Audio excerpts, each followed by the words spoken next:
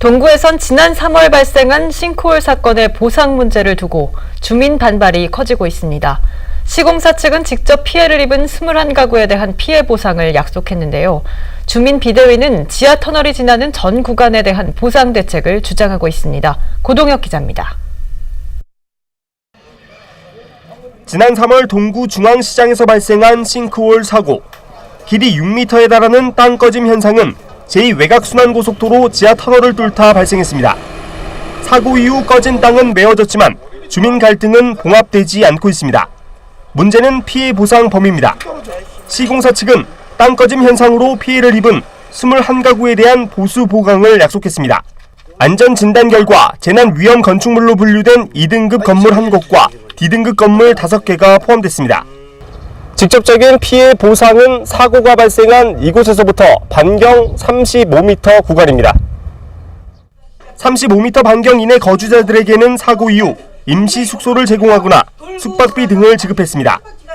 하지만 불안에 떠는 주민들의 기대치에는 한참 못 미칩니다. 중구와 동구를 지나는 터널의 길이는 5.4km. 주민 비대위는 전 구간에 대한 안전진단과 보상을 주장하고 있습니다. 아무 이상이 없다라고 계속 답변을 받았던 부분이에요. 근데 실질적으로 싱크홀이 발생이 됐잖아요. 이제 더 이상 어떤 안전 진단도 저희 주민으로서 믿을 수가 없다는 거죠. 그러니까 지금 뭐 어떤 결과가 나오더라도 주민들의 그 피해 대책 마련 없이는 공사 재개가 불가능하다라는 걸 좀 주장하고 있는 거예요. 시공사 측은 공사 재개에 문제가 없다는 입장입니다. 안전 진단 결과 지하 터널 공사를 해도 지상 건축물에 큰 영향을 미치지 않는 것으로 나왔다고 밝혔습니다. 지하 터널 위 건축물에 대한 보상 문제는 아직 국토부의 보상 기준안이 나오지 않았다며 선을 그었습니다.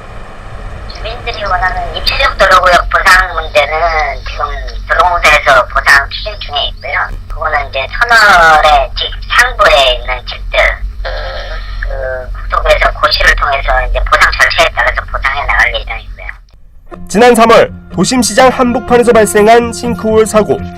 땅 꺼짐 현상으로 추가 피해를 우려하는 주민과 공사를 재개하려는 시공사와의 갈등이 깊어지고 있습니다. T브로드 뉴스 고대규입니다.